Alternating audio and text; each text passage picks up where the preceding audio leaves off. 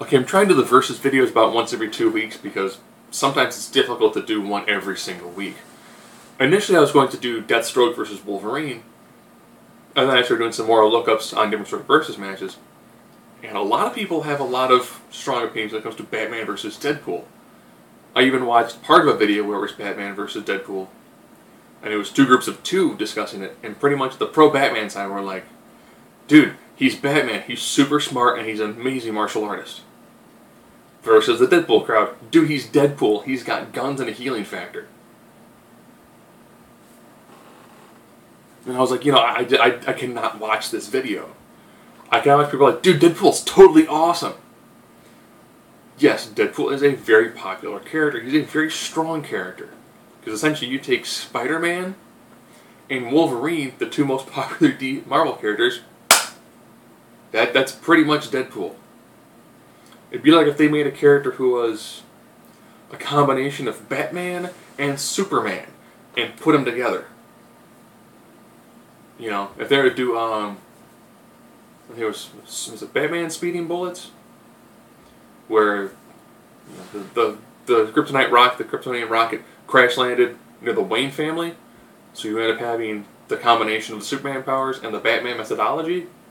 Yes, that character would sell tremendously well.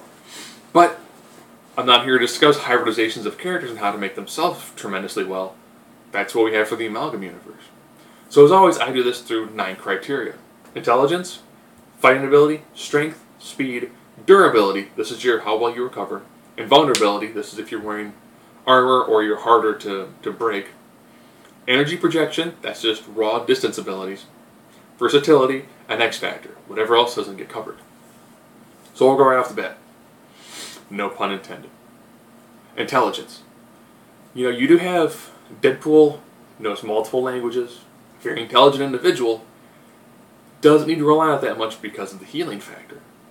Versus an absolute tactician in Batman. Batman, you know, there are characters like Vandal Savage, Ra's al Ghul, who have commented about how intelligent Batman is. So if you have people who are immortal and near immortal talking about he's one of the smartest people I've ever met, that's tremendously huge. So Batman definitely takes it in intelligence. Fighting ability. I'm going to swing to Batman again. Yes, I'm well aware of the fact that Deadpool is a very well trained assassin and mercenary and can kill lots of people. However, and the same thing when it comes to someone like Wolverine, once you have the ability to take a tremendous beating and not get severely injured or tired, you're going to fight kind of sloppy. Batman doesn't have that. Batman is going to have a very crisp, very clean, very direct fighting style. He'll throw in a feint when he needs to, but when it comes down to it, Batman is a much more skilled fighter. Strength. Ironically, Deadpool is beyond Olympic level. He is hitting the kind of the lower side of superhuman. So he's got him in strength, speed.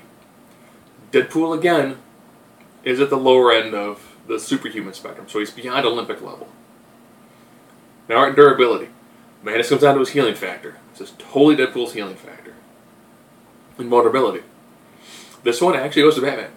You probably think, but Deadpool wears armor. When you read most Deadpool comics, bullets tend to go through him. Swords tend to go through him. Knives tend to go through his armor. Because he's really not wearing any. Batman, again not having the luxury of a healing factor, pretty much has the best armor money can buy, as well as still being flexible. So he's got the Kevlar Nomek style suit, which is bulletproof, knife-proof, with blunts, most explosions.